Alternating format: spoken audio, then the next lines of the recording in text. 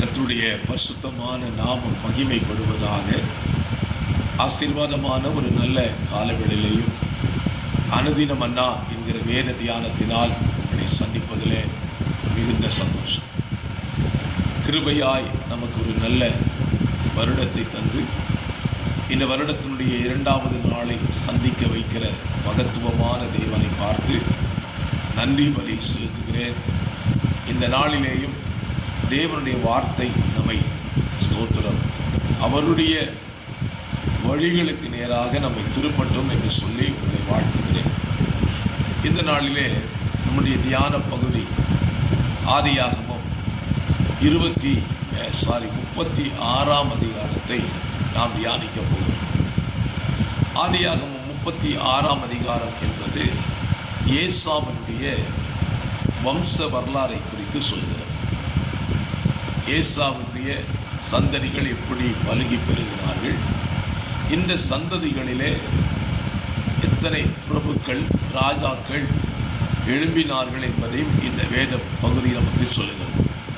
அதிலேயும் இஸ்ரவேல் புத்திரரை ராஜாக்கள் ஆளுவதற்கு முன்பதாகவே ஏசாவின் சந்ததிகளில் ராஜாக்கள் தோன்றினார்கள். அதிலே ஒருவருடைய பெயர் சவுல் என்றும் எழுதப்பட்டிருக்கிறது.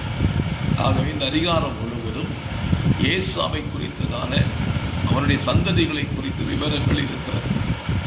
நமக்கு இந்த அதிகாரத்திலிருந்து தேவன் என்ன சொல்லிக் கொடுக்கிறார் என்பதை நாம் தியானிக்கலாம். இந்த அதிகாரத்திலே நீங்கள் கவனிப்பீர்களானால் 12வது வசனம், திம்னாள் என்பவள் ஏசாவின் குமாரனாகிய எலிப்பாசுக்கு மறுமனையாட்டியாய் இருந்தாள். அவளில் பிறந்த ஒரு புத்திரன் தான் அமலேக். இந்த அமலேக் என்று நீங்கள் படிக்கும் பொழுது நம்முடைய சிந்தைக்கு வர வேண்டியது எல்லாம் இஸ்ரவேல் புத்திரருக்கு வழிவிடம் மறுத்த இஸ்ரவேல் புத்திரருடைய வழிகளிலே எதிரடையாய் நின்று செயல்பட்டவன் தான் இந்த அமலேக். இந்த அமலேக்கை குறித்து ஆண்டவராகிய தேவன் யாத்திராகமம் 19ஆம் அதிகாரத்தின் கடைசி பகுதியில் 18ஆம் அதிகாரத்தின் கடைசி பகுதியிலே அமலேக்கை வானத்தின் கீழெங்கும் இராதபடி நிர்மூலமாக்குவேன் என்று சொல்லி அவர் சொல்லியிருக்கிறார். ஆண்டவர் சவுலினிடத்தில் சொல்லும் பொழுது, என் ஜனம் எகிப்திலிருந்து புறப்பட்டு வரும் பொழுது அமலேக் வழிவிடாததை என் மனதில் வைத்திருக்கிறேன். ஆகவே நீ அமலேக்கை சங்காரம் பண்ணிவிடு, முற்றிலும் அழித்து விடு என்று சவுலுக்கு சொல்லுகிறார். சவுல் அதை செய்ய தவறுகிறான். அது நிமித்தம் அமலேக்கினாலே சவுல் கொல்லப்படுகிறான். ஆக அமலேக்கினுடைய வாழ்க்கையை இப்படி நம்ம தொடர்ந்து படிக்க முடியும். சரி, இந்த அமலேக் இஸ்ரவேல் புத்திரருடைய வாழ்க்கையிலே ஏன் குறுக்கிட்டான், ஏன் அவர்கள் வாழ்க்கையை வழிவிட மறுத்தான் என்பதை நாம் சிந்திக்க வேண்டும். சும்மா இருக்கிற ஒருத்தன் போய் இன்னொருத்தனோடு சண்டைக்கு போனான்னா அது வம்பு சண்டைன்னு சொல்லுவோம்ல.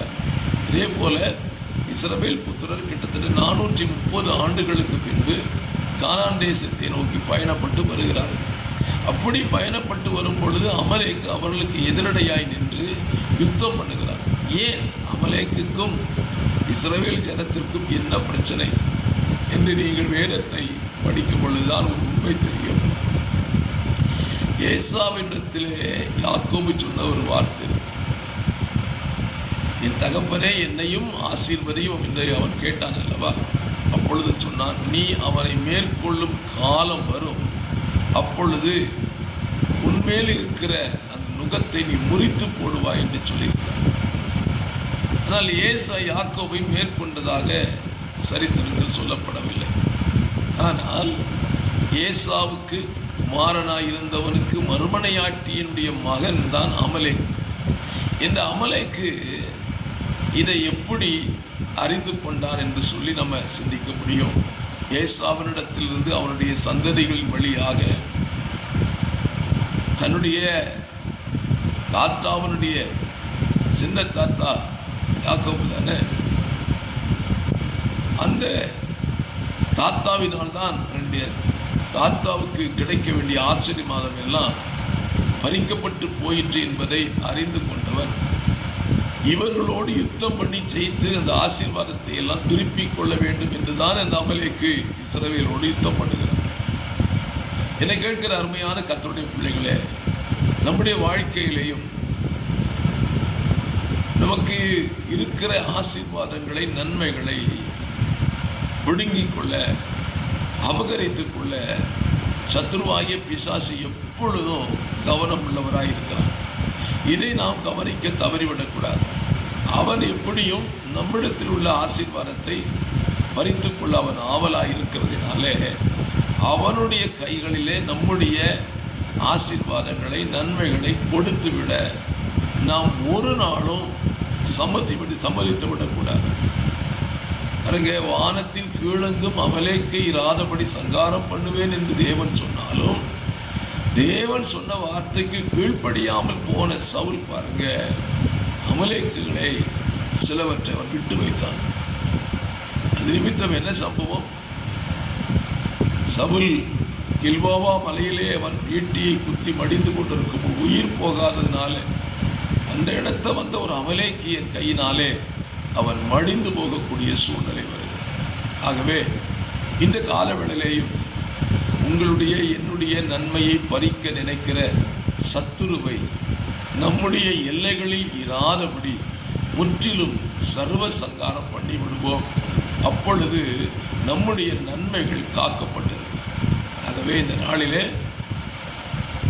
எப்படி தேவன் அமலேக்கை சங்காரம் பண்ணுவேன் என்று சொன்னாரோ, அப்படியே நம்முடைய வாழ்க்கைக்கு எதிராய் போராடி கொண்டிருக்கிற சத்துருவை முற்றிலும் அழித்து அப்படிப்பட்ட கிருபைகளை பெற்றுக்கொள்ளுங்கள். கர்த்தர் இந்த நாளில் எனக்கு உதவி செய்வாராக. ஜெபிக்கலாம். பரிசுத்தமுள்ள நல்ல பிதாவே, இந்த நல்ல காலவெளியிலேயும் இந்த வருடத்தினுடைய 2வது நாளிலே வேதத்தை தியானிக்க உதவி செய்தீங்க. ஏசாவின் சந்ததியில் தோன்றின அமலேக்கு, ஏசாவுக்கு கிடைத்த ஆசீர்வாதங்கள் கிடைக்கவில்லை என்கிற நோக்கத்தோடு கூட எப்படி இஸ்ரவேல் ஜனங்களுக்கு விரோதமாய் யுத்தம் பண்ணினான், இன்றைக்கும் சத்துரு தனக்கு கிடைக்காத ஆசீர்வாதத்தை மற்றவர்கள் பெற்றுக்கொள்ளக்கூடாது என்று சொல்லி எங்களோடு போராடி கொண்டிருக்கிறார்.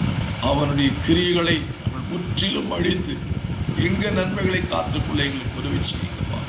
காலுடைய வார்த்தைகளை கேட்கிற நம்முடைய பிள்ளைகளை அப்படியே நீர் ஆசீர்வதியும். இயேசுவின் நாமத்தில் ஜெபிக்கிறேன் நல்ல பிதாவே. ஆமென், ஆமென், ஆமென். God bless you. கர்த்தர் உங்களை ஆசீர்வதிப்பாராக.